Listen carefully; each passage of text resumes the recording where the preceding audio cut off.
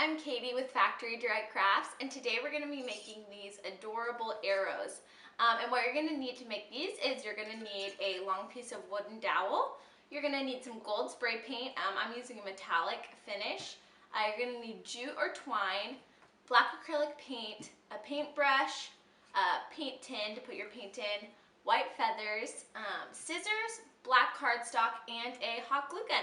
So let's get started. So the first step is preparing the body of your arrow.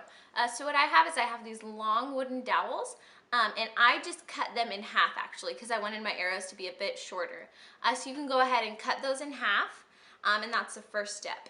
The next thing that you're going to want to do to prepare the part of the arrow is you're going to want to spray paint it gold. You can see here I have this, it's gold with a metallic finish. And while I did is I just went outside, shook up my spray paint and sprayed it on all sides. And then I set it in a mason jar to let it dry so it wouldn't be touching any surfaces. And that just gives it a really nice finish. It's really sparkly, I like it. So that's great. The next step is going to be adding the detail to the body of the arrow. So what you're going to want to do is we're going to add some black stripes today. So just use a little bit of black acrylic paint. And you're going to take your paintbrush, and these details, it's up to you. You could use different colors, you could use neon, you could do stripes, you could do triangles, but what I'm doing today is I'm doing 2 black stripes right down near the arrow tip. I did a few of these earlier today and it just turned out really well. This was my favorite design, the way it finished. And so what you're going to do is you're just going to run your brush around the circle of the dowel with the paint on there. Try to get a nice even line. And you might need to do a second coat if the paint doesn't completely cover the gold spray paint underneath, just to keep it looking really clean and neat and nice. Okay, so this is what your paint detail will look like when you're finished. See, they're not perfectly even, but it looks nice and neat and it's easy, and that's great. So the next step is going to be assembling the actual body of the arrow. So what you're going to do is you're going to cut out a black triangle for the arrowhead, and I have those dimensions for you. So you're going to just go ahead and put your black arrow, you're going to go ahead and trace the pattern onto a piece of cardstock, and then you're going to cut it out.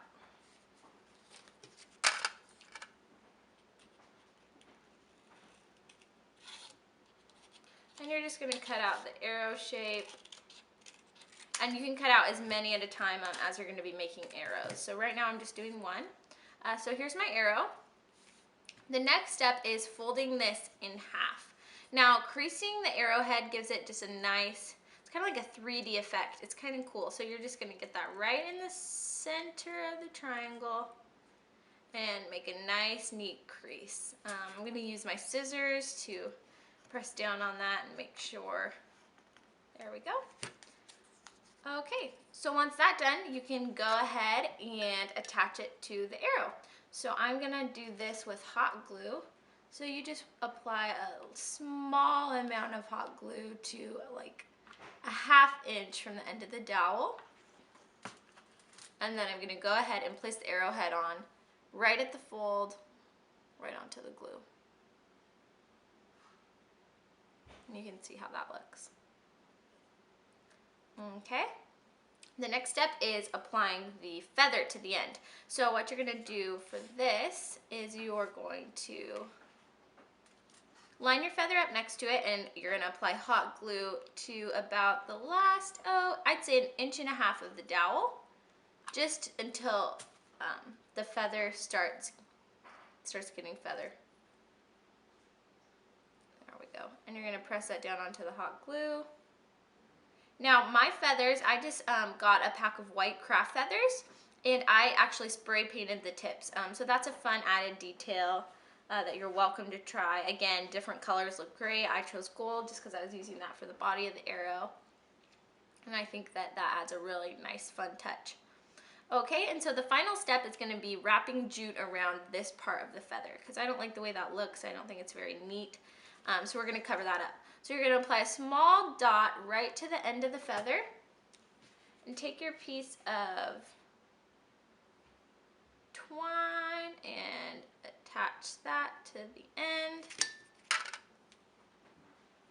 And we're going to hold that down for a few seconds to make sure it sticks. Okay, and once we've secured that on, I'm going to go ahead and run a line of hot glue all the way up the body of the feather to the end of the dowel, and we're just going to start wrapping the jute around. Try to get the jute close together so it's touching and it creates a solid line. And this is going to cover that ugly part of the feather, and it adds a really fun kind of western touch. I think it's kind of cool. Okay, I'm going to apply a small amount of hot glue now to the back of the dowel. And I'm going to go ahead and hold my jute down right there, attaching it to the back, just for a few seconds so it dries. And then once that's dry, we're going to go ahead and trim the jute right off. There we go.